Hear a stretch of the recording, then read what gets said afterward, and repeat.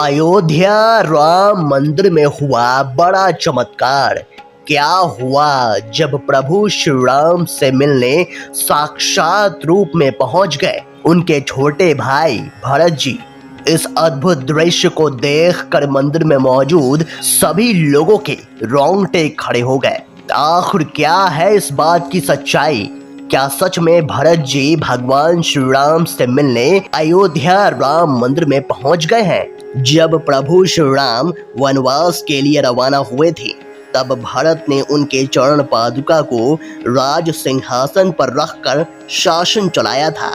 और जब प्रभु श्री राम 14 वर्षों के बाद पुनः अयोध्या लौटे थे तब इसी चरण पादुका को धारण करके कई हजार सालों तक अयोध्या पर राज किया था।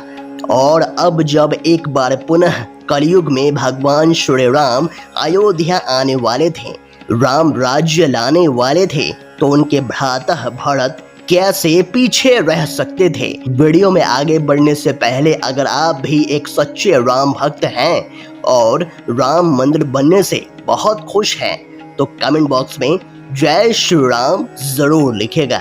साथ ही अगर आप हमारे चैनल भक्ति इनसाइड पर नए हैं तो चैनल को सब्सक्राइब करिए और बेल आइकन क्लिक करिए। दोस्तों, अयोध्या में राम लला की प्राण प्रतिष्ठा के एक दिन बाद राम मंदिर के द्वार खुलते ही 5 लाख से अधिक श्रद्धालु वहां एकत्र हुए थे। सुबह कुछ मौकों पर भीड़ ने बैरिकेड तोड़ दिए थे जिससे भगदड़ जैसी स्थिति पैदा हो गई थी, लेकिन हर बार परिसर में और उसके आसपास तैनात 8000 मजबूत पुलिस बल ने भीड़ को नियंत्रित कर लिया था।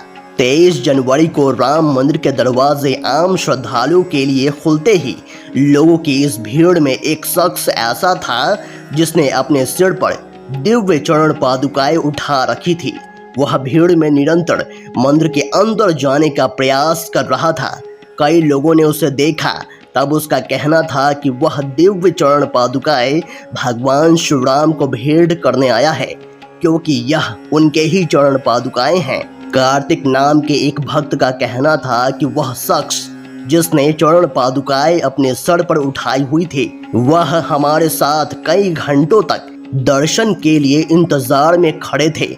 उस दिन तकरीबन 5 लाख श्रद्धालु अयोध्या राम मंदिर में दर्शन करने के लिए पहुंचे हुए थे और तकरीबन 4 से 5 घंटे तक वह शख्स उसी दिव्य चरण पादुका को अपने सर पर धारण किए हुए थे।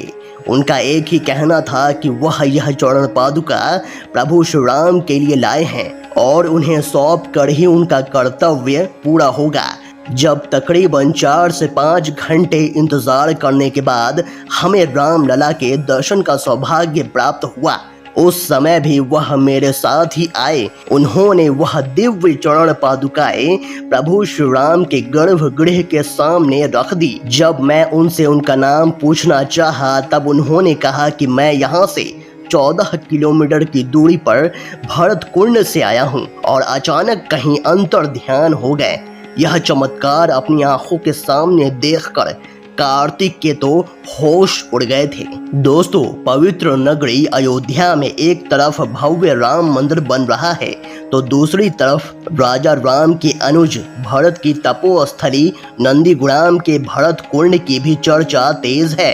त्रेता युग में भगवान राम का राज्याभिषेक हुआ था तो इसी भरत कुंड से पवित्र तीर्थ का जल डाला गया था और इसी स्थान पर तप करते हुए भरत ने प्रभु श्री राम का इंतजार किया था। भरत ने 14 साल अपने भाई राम की प्रतीक्षा में तपस्या की थी। माना जाता है कि भरत ने यह तप यह सोच कर करी थी कि उनके भाई वनवास में हैं और जमीन पर चलेंगे और वहीं सोएंगे, तो भरत कैसे अपने बड़े भाई के जैसा जीवन व्यतीत कर सकते हैं। यह सोचकर उन्होंने यहाँ पर एक गुफा बनाई जो जमीन से लगभग 8 सीढ़ी नीचे थी। यही उन्होंने 14 साल तक तप किया। जब भगवान श्री राम 14 वर्ष के वनवास के लिए राजपाट छोड़कर चले तो भरत उनको मनाने गए। मर्यादा पुरुषोत्तम भगवान श्री राम अपने पिता के वचन से बंधे हुए थे, लौटना स्वीकार नहीं किया, लेकिन भरत के अनुरोध पर अपनी चरण पादुका उनको सौंप दी।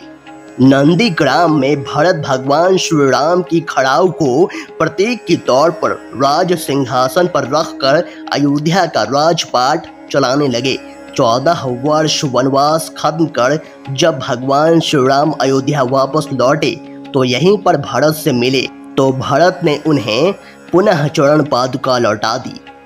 अब जब पुनः भगवान श्री राम अयोध्या लौट चुके हैं तो हो सकता है भरत पुनः चरण पादुका लौटाने अयोध्या आए हुए थे। दोस्तों, आप इस बारे में क्या सोचते हैं हमें कमेंट बॉक्स में ज़रूर बताइएगा। अगर आपको यह वीडियो पसंद आया तो वीडियो को लाइक करें, कमेंट करें और इस वीडियो को ज़्यादा से ज़्यादा शेयर करें। तो आज के लिए बस इतना ही। अगले वीडियो में फिर से मुलाकात होगी। तब तक के लिए अपना ख्याल रखें। धन्यवाद।